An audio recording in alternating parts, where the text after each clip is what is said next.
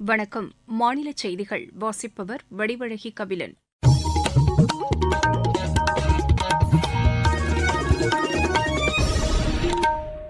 தலைப்புச் செய்திகள்.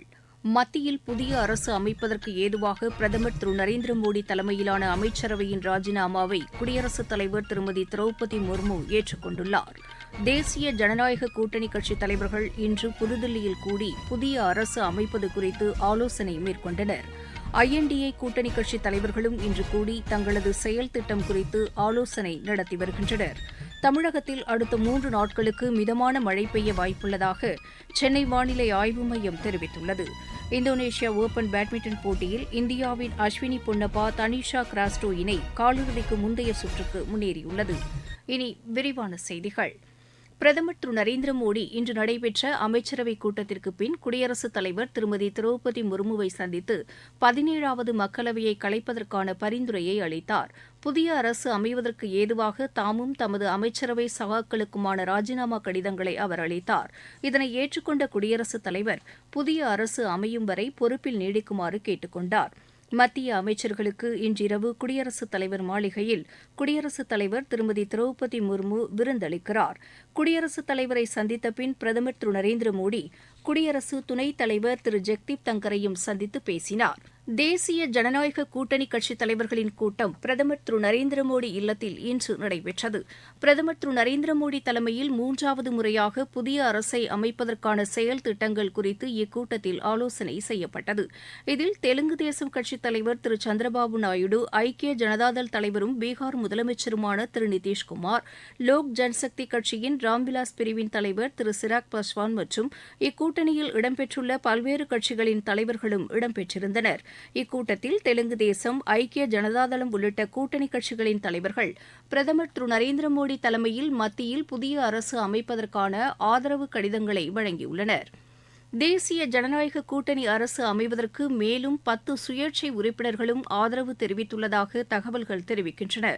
ஆதரவு கடிதங்களுடன் பிரதமர் திரு நரேந்திர மோடி இன்றே குடியரசுத் தலைவரை சந்தித்து ஆட்சி அமைக்க உரிமை கோர உள்ளதாகவும் தகவல்கள் தெரிவிக்கின்றன. இதனிடையே INDA கூட்டணி கட்சித் தலைவர்களின் ஆலோசனைக் கூட்டம் காங்கிரஸ் தலைவர் திரு மல்லிகார்ஜுன கார்கே இல்லத்தில் தொடங்கியுள்ளது. அனைத்து கூட்டணி தலைவர்களையும் திரு கார்கே வரவேற்றார். தங்களது கூட்டணியின் அணுகுமுறை மற்றும் செயல்பாடுகள் குறித்து தலைவர்கள் விவாதித்து வருகின்றனர். மகாராஷ்டிரா மாநிலத்தில் தாம் வகித்து வந்த துணை முதலமைச்சர் பதவியை திரு தேவேந்திர பட்னவிஸ் ராஜினாமா செய்வதாக அறிவித்துள்ளார். பிஜேபியின் மூத்த தலைவரான திரு பட்னவிஸ் மக்களவைத் தேர்தலில் தமது கட்சியின் வெற்றி திருப்திகரமாக அமையாததற்கு தார்மீக பொறுப்பேற்று இம்முடிவை எடுத்துள்ளதாக கூறியுள்ளார். தமது முழு நேரத்தையும் வரவிருக்கும் சட்டப்பேரவைத் தேர்தலுக்காக பயன்படுத்தப் போவதாகவும் அவர் கூறியுள்ளார்.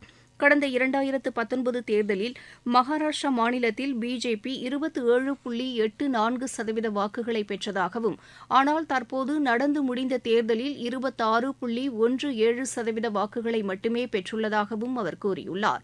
2019இல் 23 மக்களவைத் தொகுதிகளில் வெற்றி பெற்ற பிஜேபி தற்போது 9 இடங்களில் மட்டுமே வெற்றி பெற்றுள்ளதையும் திரு தேவேந்திர பட்னவிஸ் சுட்டிக்காட்டியுள்ளார். இதுகுறித்து அம்மாநில முதலமைச்சர் திரு ஏக்நாத் ஷிண்டே செய்தியாளர்களிடம் பேசுகையில் திரு தேவேந்திர பட்னவிஸின் முடிவை மறுபரிசீலனை செய்யுமாறு கேட்டுக் கொள்வதாக தெரிவித்துள்ளார்.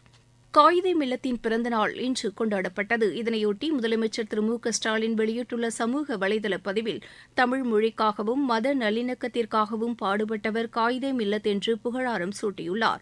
இந்நாளையொட்டி சென்னை திருவல்லிக்கேணியில் உள்ள காயிதே மில்லத் நினைவிடத்தில் அஇஅதிமுக சார்பில் மரியாதை செலுத்தப்பட்டது. நீங்கள் கேட்டுக்கொண்டிருப்பது மாநில செய்தி அறிக்கை. உலக சுற்றுச்சூழல் தினம் இன்று கடைபிடிக்கப்படுகிறது. வறட்சி, தண்ணீர் பற்றாக்குறை, வளங்கள் அழிப்பு உள்ளிட்டவற்றில் கவனம் செலுத்துவதற்காகவும் பன்முக உயிரி பாதுகாப்பை வலுப்படுத்தும் நோக்கிலும் இந்நாள் கடைபிடிக்கப்படுகிறது. இந்நாளையொட்டி நாடு முழுவதும் மரக்கன்றுகள் நடும் நிகழ்ச்சி நடைபெற்றன. தமிழகத்திலும் பல்வேறு நிகழ்ச்சிகள் நடைபெற்றன. சுற்றுச்சூழலையும் வளங்களையும் பாதுகாப்பது அவசியம் என்று மாநில சுற்றுச்சூழல் துறை கூடுதல் தலைமைச் செயலாளர் திருமதி சுப்ரியா சாஹூ தெரிவித்துள்ளார். எமது செய்தியாளரிடம் பேசிய அவர் இதனை தெரிவித்தார். டெய்லி லைஃப்ல பார்க்கும்போது பிளாஸ்டிக் பேக்ஸ் அவாய்ட் பண்ணிட்டு கிளாத் பேக் யூஸ் பண்ணிட்டு ஸ்டார்ட் பண்ணிட்டோம்னா நம்மளால் ஒரு பெரிய அளவுக்கு அந்த பிளாஸ்டிக் பொல்யூஷன் ஸ்டாப் பண்ண முடியும். கிளைமேட் சேஞ்ச்னால ரொம்ப பாதிப்பு நம்ம பிளானெட்டுக்கு வருது. அதுக்கு ஸ்டாப் பண்றதுக்கு ரொம்ப மரங்கள் எல்லாம் கட் பண்றதுனால, அதாவது ஒரு கிரீன் கவர் கம்மி ஆயிட்டு வருது. சோ அந்த கிரீன் கவர் இன்க்ரீஸ் பண்ணணும். கிரீன் கவர் இன்க்ரீஸ் பண்றதுக்கு நிறைய மரங்கள் நட்டணும். So we have to stop desertification. இப்போ நம்ம பூமியில பொல்யூஷன் நிறைய இருக்கிறதுனால சாயில்ல நிறைய டீகிரடேஷன் இருக்கு. இந்த சாயில் டீகிரடேஷன் கண்டிப்பா நம்மளால ஸ்டாப் பண்ண முடியும். மக்கள் இது அடாப்ட் பண்ணாங்கன்னா கண்டிப்பா நம்மளால் இந்த பிளாஸ்டிக் நால இருக்கிறது பொல்யூஷன் ஒரு ரொம்ப எஃபெக்டிவா நம்மளால் ஸ்டாப் பண்ண முடியும். இந்நாளையொட்டி விழுப்புரம் மாவட்டத்தில் 1,00,000 மரக்கன்றுகள் நடும் பணியினை மாவட்ட ஆட்சியர் திரு பழனி தொடங்கி வைத்தார். திருவள்ளூர் மாவட்டத்தில் சுற்றுச்சூழல் தின விழிப்புணர்வு பேரணியை மாவட்ட ஆட்சியர் திரு பிரபு சங்கர் இன்று தொடங்கி வைத்தார். அரக்கோணம் பேரிடர் மீட்புப் படை வளாகத்தில் 500க்கும் மேற்பட்ட மரக்கன்றுகள் நடப்பட்டன. செங்கல்பட்டு மாவட்டம் சித்தாமூர் ஒன்றியத்தில் 3,000க்கும் மேற்பட்ட மரக்கன்றுகள் நடும் விழா மற்றும் விவசாயிகளுக்கு மரக்கன்றுகள் வழங்கும் நிகழ்ச்சியும் இன்று நடைபெற்றது. தமிழகத்தில் அடுத்த 3 நாட்களுக்கு மிதமான மழை பெய்ய வாய்ப்புள்ளதாக சென்னை வானிலை ஆய்வு மைய இயக்குநர் திரு செந்தாமரை கண்ணன் கூறியுள்ளார். எமது செய்தியாளரிடம் பேசிய அவர் இதனை தெரிவித்தார். தமிழகம், புதுவை மற்றும் காரைக்கால் பகுதிகளில் அடுத்த 3 நாட்களுக்கு ஒரு சில இடங்களில் இடைமின்னலுடன் கூடிய லேசானது முதல் மிதமான வரை மழைக்கு வாய்ப்புள்ளது.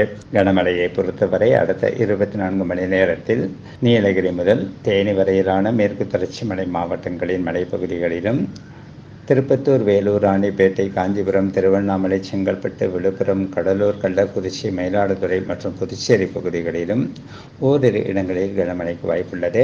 மீனவர்களுக்கான எச்சரிக்கையை பொறுத்தவரை அடுத்த 5 நாட்களுக்கு குமரி கடல் பகுதிகள், மன்னார் வளைகுடா பகுதிகள், தமிழக கடலோர பகுதிகள் மற்றும் கேரள, கர்நாடக கடலோர பகுதிகள் சூறாவளி காற்று வீச வாய்ப்புள்ளதால் மேற்கண்ட நாட்களில் மீனவர்கள் இப்பகுதிகளுக்கு செல்ல வேண்டாம் என்று அறிவுறுத்தப்படுகிறார்கள். இதனிடையே சென்னை மற்றும் அதன் புறநகர் பகுதிகளில் இன்று மாலை 1 மணி நேரத்திற்கு மேலாக கனமழை பெய்தது. இதன் காரணமாக சென்னை விமான நிலையத்தில் விமான சேவைகள் பாதிக்கப்பட்டதாக எமது செய்தியாளர் தெரிவிக்கிறார். சென்னை புறநகர் பகுதிகளான தாம்பரம், பல்லாவரம் வட்டார பகுதிகளில் 1 மணி நேரத்திற்கு மேலாக பரவலாக காற்றுடன் இடியுடன் கூடிய கனமழை பெய்தது. இந்த கனமழையின் காரணமாக சென்னை விமான நிலையத்தில் மோசமான வானிலை காரணமாக வருகை, புறப்பாடு 19 விமான சேவைகள் பாதிக்கப்பட்டுள்ளது. அபுதாபி, திருச்சி, டெல்லி, திருவனந்தபுரம், அந்தமான் ஆகிய இடங்களிலிருந்து வந்த 5 விமானங்கள் சென்னை தரையிறங்க முடியாமல் நீண்ட நேரம் வானில் வட்டமடித்து பறந்துவிட்டு அபுதாபி சர்வதேச விமானம் ஆனது பெங்களூருக்கு திருப்பி சென்றது. மற்ற 4 விமானங்கள் தொடர்ந்து வானில் வட்டமடித்து பறந்து கொண்டிருந்தது. பிறகு சுமார் 1 மணி நேரத்தில் மழை ஓய்ந்த பிறகு ஒன்றன் பின் ஒன்றாக சென்னையில் தரையிறங்கின. அதேபோன்று சென்னையிலிருந்து 14 புறப்படு விமானங்கள் தாமதமாயின. செங்கல்பட்டு மாவட்டத்திலிருந்து ஜி. சுரேகா. இந்நிலையில் ராணிப்பேட்டை, தருமபுரி, மதுரை ஆகிய மாவட்டங்களிலும் இன்று பரவலாக மழை பெய்ததாக எமது செய்தியாளர்கள் தெரிவிக்கின்றனர். மாவட்டச் செய்திகள். திருப்பத்தூர் மாவட்டத்தில் மக்களவைத் தேர்தலில் பயன்படுத்தப்பட்ட மின்னணு வாக்குப்பதிவு இயந்திரங்கள் ஆட்சியர் திரு தர்பகராஜ் மற்றும் அரசியல் கட்சி பிரமுகர்கள் முன்னிலையில் பாதுகாப்பு அறையில் வைக்கப்பட்டது. சென்னை பெருநகர காவல் ஆணையரகத்தில் பொதுமக்கள் குறைதீர் முகாம் இன்று நடைபெற்றது. நெல்லை மாவட்டம் பாபநாசம் அணையிலிருந்து கார் பருவ சாகுபடிக்காக இன்று தண்ணீர் திறந்துவிடப்பட்டது. விளையாட்டுச் செய்திகள். இந்தோனேஷிய ஓபன் பேட்மிண்டன் போட்டியில் இந்தியாவின் அஸ்வினி பொன்னப்பா, தனிஷா கிராஸ்டோ இணை காலிறுதிக்கு முந்தைய சுற்றுக்கு முன்னேறியுள்ளது. இன்று நடைபெற்ற மகளிர் இரட்டையர் பிரிவு முதல் சுற்று ஆட்டத்தில் இந்த இணை 21-15, 21-15 என்ற செட் கணக்கில் கனடாவின் ஜாக்கி டென், கிறிஸ்டல் லாய் இணையை வென்றது. தென்கொரியாவில் நடைபெற்று வரும் சர்வதேச மகளிர் டென்னிஸ் போட்டியில் இந்தியாவின் வைதேகி சௌத்ரி, ஸ்ரீவல்லி ராஷ்மிகா இணை காலிறுதிக்கு முன்னேறியுள்ளது. இப்போட்டியின் மகளிர் ஒற்றையர் பிரிவில் வைதேகி சௌத்ரி காலிறுதிக்கு முந்தைய சுற்றுக்கு முன்னேறியுள்ளார். உலகக்கோப்பை டுவெண்டி கிரிக்கெட் போட்டியில் இந்தியா இன்று அயர்லாந்தை எதிர்கொள்கிறது. நியூயார்க்கில் இப்போட்டி இரவு 8 மணிக்கு தொடங்குகிறது. மீண்டும் தலைப்புச் செய்திகள். மத்தியில் புதிய அரசு அமைப்பதற்கு ஏதுவாக பிரதமர் திரு நரேந்திர மோடி தலைமையிலான அமைச்சரவையின் ராஜினாமாவை குடியரசுத் தலைவர் திருமதி திரௌபதி முர்மு ஏற்றுக்கொண்டுள்ளார். தேசிய ஜனநாயக கூட்டணி கட்சித் தலைவர்கள் இன்று புதுதில்லியில் கூடி புதிய அரசு அமைப்பது குறித்து ஆலோசனை மேற்கொண்டனர். INDA கூட்டணி கட்சித் தலைவர்களும் இன்று கூடி தங்களது செயல் திட்டம் குறித்து ஆலோசனை நடத்தி வருகின்றனர். தமிழகத்தில் அடுத்த 3 நாட்களுக்கு மிதமான மழை பெய்ய வாய்ப்புள்ளதாக சென்னை வானிலை ஆய்வு மையம் தெரிவித்துள்ளது. இந்தோனேஷியா ஓபன் பேட்மிண்டன் போட்டியில் இந்தியாவின் அஸ்வினி பொன்னப்பா தனிஷா கிராஸ்டோ இணை காலிறுதிக்கு முந்தைய சுற்றுக்கு முன்னேறியுள்ளது. இத்துடன் இந்த செய்தி அறிக்கை நிறைவு பெற்றது.